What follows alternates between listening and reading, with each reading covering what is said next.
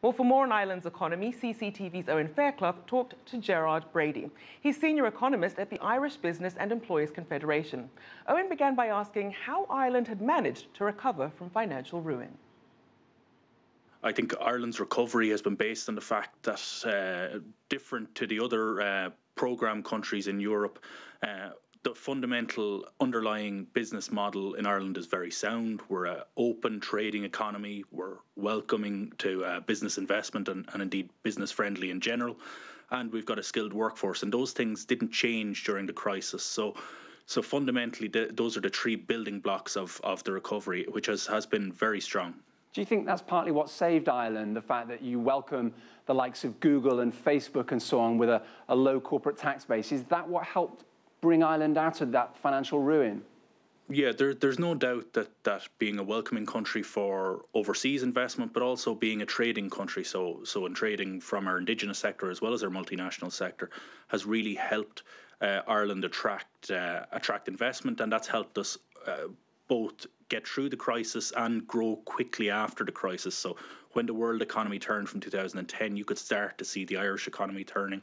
Now our domestic facing firms are starting to recover after that banking crisis too. So we're really seeing strong growth in Ireland from all sectors now. You sound positive, but everything I've read, and I appreciate I'm in Washington, DC and not in Ireland, everything I've read suggests that none of this is really connecting with the electorate, that voters are not that optimistic really about this recovery. Fundamentally, I think a lot of that is driven by the fact that recovery is relative for people. So despite the fact that you've seen growth over the last 3 years and strong growth, particularly last year, that growth has been heavily concentrated up until the last 6 or 8 months in the exporting sector, which employs a lot of people, but as a percentage of the workforce isn't very large. So it's not got to every region, certainly, and every household in Ireland because of that.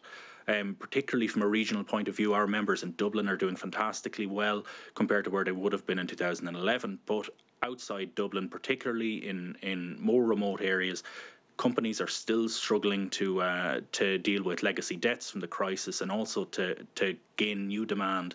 And a lot of that needs to be done by encouraging Ireland's export base to grow. So this in fact is a familiar problem, that this recovery is a little bit too Dublin-centric, concentrated perhaps too much on the capital.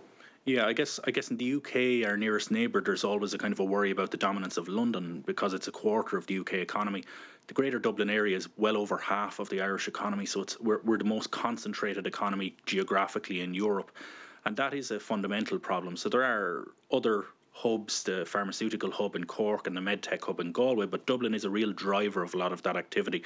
One of the big challenges the next government is going to have is to try and bring investment outside Dublin and also to invest from a state point of view in infrastructure that will be able to attract companies outside Dublin and help indigenous companies grow outside Dublin. And from our point of view, that's the biggest challenge that the next government has.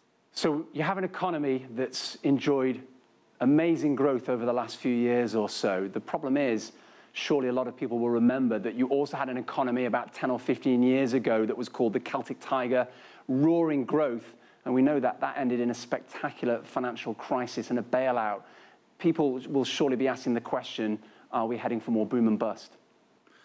I think fundamentally there's always a possibility of it, especially in a small open economy, because small open economies tend to be more volatile. But there's no real sign of it at the moment. That boom and bust was driven primarily by really cheap credit after we entered the euro, interest rates which were inappropriately low for the Irish economy, and that drove a real credit-led housing price bubble. There's no sign that the current recovery is being driven by either credit or by construction. The construction sector is still well below where it was in 2008. We're building about 10,000 houses a year now, versus about 90,000 at the height of the boom. Credit levels across the board are still more or less flat despite the really strong recovery. So this recovery seems a lot more sustainable than the boom period was that followed the Celtic Tiger. This is a bit more like the Celtic Tiger itself. The danger is that we get back into old habits in future years, but there's no sign of that yet. And I think hopefully people have learnt their lesson.